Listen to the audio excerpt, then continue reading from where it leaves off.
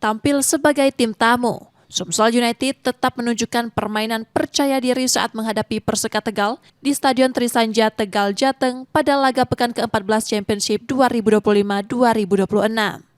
Meski berada di bawah tekanan tuan rumah, skuad asuhan Nil Maizar mampu membawa pulang hasil positif.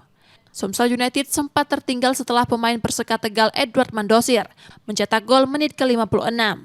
Namun tim tamu tak tinggal diam dan terus meningkatkan intensitas serangan. Upaya tersebut berbuah hasil menit ke-77. Juninho Cabral sukses mengeksekusi penalti dengan baik dan mengubah skor menjadi 1-1 hingga laga usai. Kalah 1-0, tensi attacking dia, kemauannya untuk mencari menyamakan kedudukan tetap tinggi, dan mudah-mudahan motivasi ini tetap berlanjut sampai akhir kompetisi. Selamat hormat saya buat seluruh pemain dan manajemen, mudah ke depan kita menjadi.